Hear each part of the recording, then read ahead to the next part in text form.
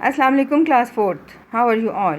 Hopefully you are fine and enjoying your holidays.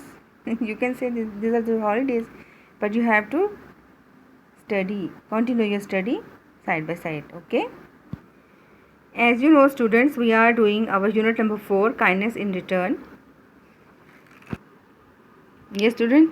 हम पढ़े थे काइंडनेस इन रिटर्न में हारिस की स्टोरी, जो कि पास्ता के वेट में जब नीचे आया तो देखा मम्मा बीमार थी और पास्ता तैयार नहीं था। वो गुस्से में आ गया, मुझे तो पास्ता चाहिए, मुझे खाना है। फिर उसके फादर ने उसको प्यार से समझाया कि मामा की तबीयत ख़राब है तो वो नहीं बना सकती। क्या आप जब बीमार होते तो मामा आपको फोर्स करती है उसको कुछ करो? उसको खुद ही समझ में आया कि नहीं, मामा तो मुझे बिस्तर से उतरने भी नहीं देती। फिर उसके बाबा ने कहा तो इसी तरह से आप भी ऐसी काइंडनेस का बिहेवियर शो करो जैसे मामा आपसे करती हैं।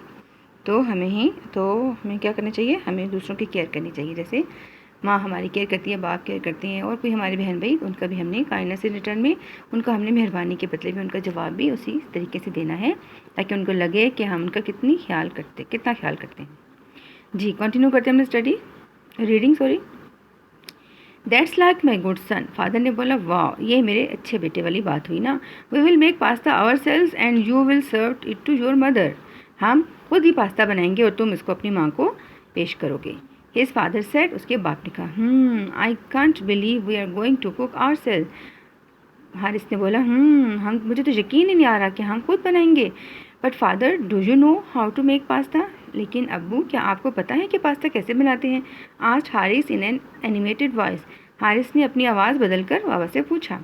No, although I have not made it before. नहीं, अगरचे मैंने इसको पहले नहीं बनाया। We can download its recipe from the internet. हम क्या कर सकते हैं कि इसकी रेसिपी, इसकी तरकीब जो है इंटरनेट से हम ले सकते हैं। Replied father. फादर ने, बाप ने जवाब दिया।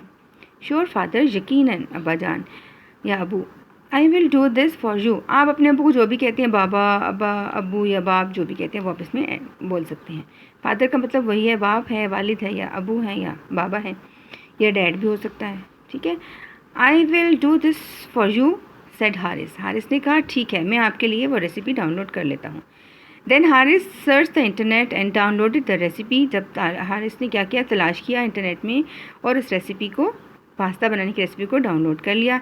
ही listed down the following ingredients, जिसमें कि जो जो चीज़ें लिखी गई थी उसने तमाम को नोट कर लिया।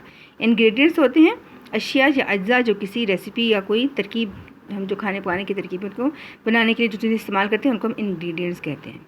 ठीक हो गया। नेक्स्ट देखते हैं। जी स्टूडेंट, उसके इंग्रेडिएंट्स क्या थे? पास्ता जो मेन इंग्रेडिएंट होता है पास्ता बनाने का। आप लोग खाते हैं पास्ता अपने घर में बना के? उनको हम नूडल्स भी कहते हैं या मैक्रोनी भी कह सकते हैं।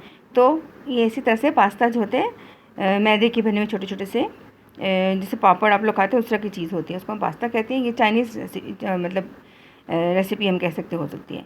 इसमें आ गया पास्ता के साथ बोनलेस चिकन, वेजिटेबल्स जिसमें कैप्सिकम, शिमला मिर्च, कैरेट्स, गाजरें, ग्रीन अनियंस जो सब्ज़ रंग का प्याज होते हैं, एंड पार्सले, इसको हम धनिया भी बोल सकते हैं, और पार्सले छोटी छोटी धनिया की तरह छोटे छोटे पत्ते होते हैं वो हम यूज़ करते हैं। उनका टेस्ट बहुत मज़े का होता है।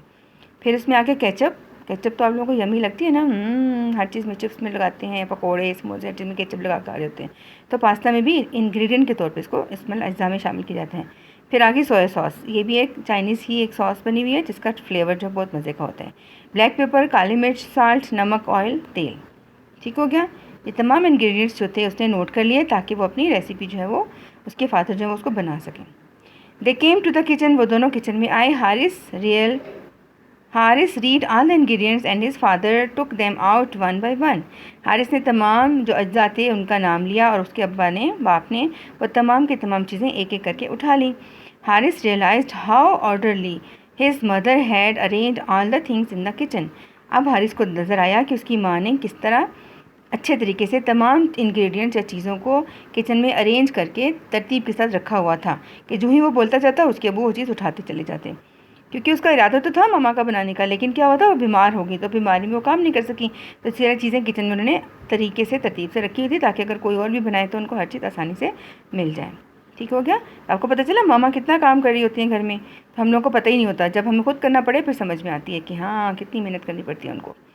His father first put the pasta into a pan of boiling water. उसके बाप ने सबसे पहले पास्ता को एक बर्तन में डाला जिसमें पानी उबल रहा था। मतलब पानी उबलने के लिए पहले रख दिया, फिर उसमें पास्ता डाल दिया। फर्स्ट स्टेप यही होता है कि पानी उबलने के लिए रख देते हैं, फिर उसमें पास्ता ऐड करते हैं और चंद ही मिनटों बाद वो उबल जाता है या बॉयल हो जाता है। Haris sprinkle black pepper and salt on the chicken. Haris ने इतनी देर में क्या किया, जबकि उसके फादर पास्ता बॉयल कर रहे थे, उसने चिकन के ऊपर काली मिर्च और नमक जो है थोड़ी थोड़ी छिड़क दी। Then he added 1 teaspoon of ginger garlic paste and 2 teaspoon of vinegar and left it for half an hour होगा।